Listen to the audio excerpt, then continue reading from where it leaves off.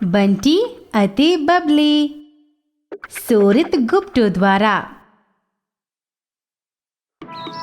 ਬੰਟੀ ਨੂੰ ਤਿਤਲੀਆਂ ਨਾਲ ਖੇਡਣਾ ਪਸੰਦ ਹੈ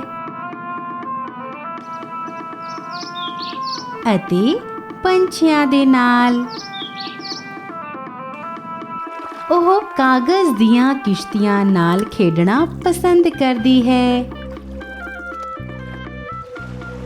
ਉਹ ਰੇਤ ਦੇ ਕਿਲੇ ਬਣਾਉਣਾ ਵੀ ਪਸੰਦ ਕਰਦੀ ਹੈ।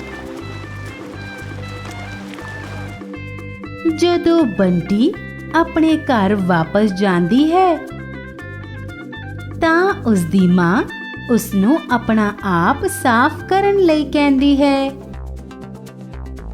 ਪਰ ਉਸਨੇ ਇਨਕਾਰ ਕਰ ਦਿੱਤਾ। ਮੈਨੂੰ ਸਾਬਣ ਨਾਲ ਨਫ਼ਰਤ ਹੈ, ਉਹ ਚੀਕਦੀ ਹੈ।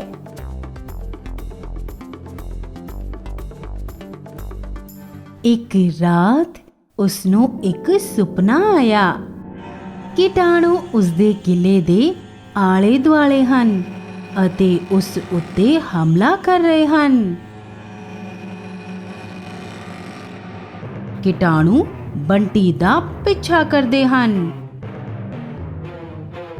ਉਹ ਆਪਣੀ ਜਾਨ ਬਚਾਉਣ ਲਈ ਦੌੜਦੀ ਹੈ ਅਤੇ ਚੀਕਦੀ ਹੈ, ਮਦਦ ਮਦਦ। ਅਚਾਨਕ ਸਾਬਣ ਕਿੰਗ ਬਬਲੀ ਪ੍ਰਕਟ ਹੋਏ। ਬੰਟੀ ਡਰੋ ਨਾ, ਕਿੰਗ ਨੇ ਕਿਹਾ।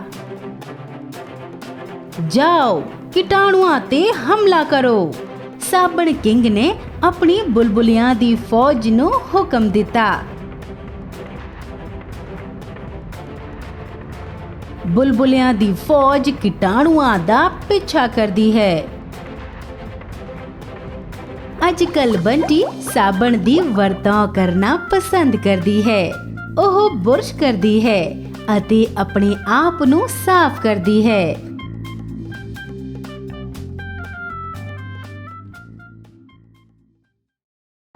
ਸੁਣੋ, ਇਸ ਵੀਡੀਓ ਨੂੰ ਪਸੰਦ ਅਤੇ ਸਾਂਝੀ ਕਰਨਾ ਨਾ ਭੁੱਲੋ। ਕਿਰਪਾ ਕਰਕੇ ਹੇਠਾਂ ਆਪਣੀ ਟਿੱਪਣੀ ਕਰੋ।